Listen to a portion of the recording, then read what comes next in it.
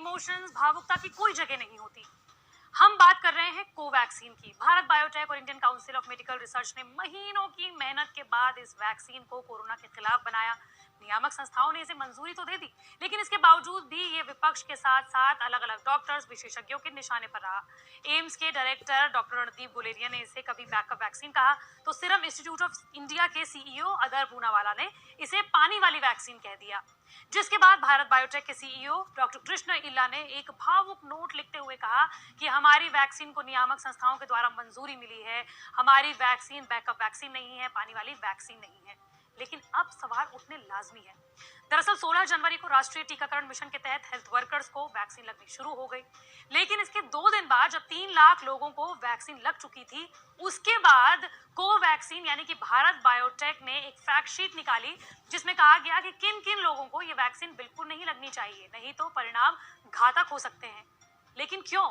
जब 3 लाख लोगों को वैक्सीन लग चुकी थी, उसके बाद कोवैक्सीन को ये फैक्ट शीट क्यों निकालनी पड़ी, बताएंगे इस वीडियो में। नमस्कार, मैं हूं आपके साथ श्रेया बहुगुणा और आप देख रहे हैं न्यूज़ तक। कुछ समय पहले तक सरकार ने आधिकारिक बयान देते हुए कोवैक्सीन के बारे में कहा था कि जिन लोगों की रोग प्रतिरोधक क्षमता अच्छी नहीं है, वो लोग भी वैक्सीन ले सकते हैं। हालांकि उस वक्त ये समझा जा रहा था कि जो कैंसर पेशेंट कीमोथेरेपी लेते हैं, किडनी से संबंधित बीमारियों वाले लोग जो डायलिसिस पर हैं, या फिर एड्स के पेशेंट, उन पर ये वैक्सीन कम प्रभावी होगी। लेकिन अब भारत बायोटेक ने जो फैक्ट शीट जारी की है, उसमें ऐसे लोगों को वैक्सीन लेने से सख्त मना किया है।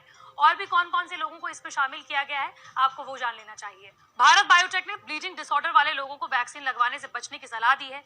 इसके अलावा वो लोग जो गंभीर रूप से बीमार हैं, यानी कि कैंसर पेशेंट, डायलिसिस वाले पेशेंट, या फिर एड्स, HIV वाले पेशेंट, या फिर जिन्हें बुखार है या किसी तरह की एलर्जी का इतिहास है, गर्भवती महिलाएं हैं, या फिर वो महिलाएं जो अपने बच्चों को दूध पिलाती हैं, उन्हें भी टीका लगवाने से दूरी बनाए रखने के लिए कहा गया है। फैक्ट शीट में सुझाव दिया गया है कि अगर टीका लगवाने वाले को कोविड-19 के कोई लक्षण दिखते हैं तो इसे प्रतिकूल प्रभाव के तौर पर दर्ज किया जाना चाहिए। इसका प्रूफ RT-PCR टेस्ट का परिणाम होगा।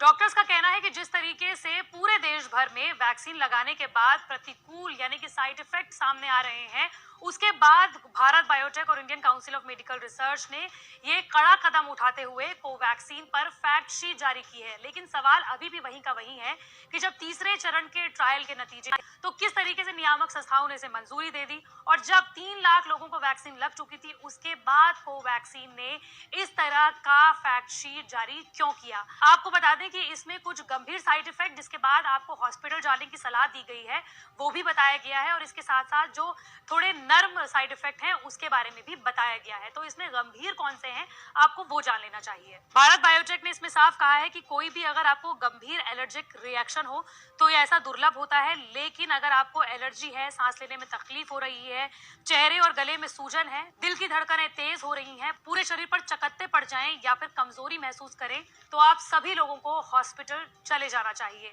इसके अलावा फैक्ट शीट में यह भी कहा गया है कि अगर आपको किसी भी तरीके की कोई एलर्जिक रिएक्शन है तो उसके बारे में अपने वैक्सीनेटर अधिकारी या फिर वैक्सीन लगाने वाले अधिकारी को जरूर इत्तला करें। लेकिन सवाल अभी वहीं का वहीं है कि क्यों कोवैक्सीन ने फैक्ट शीट को वैक्सीनेशन प्रोग्राम के बाद जारी किया। मंडे टू फ्राइडे में इस तरह की वीडियो आप तक लाती रहूंगी। अगर आप भी किसी टॉपिक के बारे में जानना चाहते हैं तो कमेंट बॉक्स पर जरूर बताएं।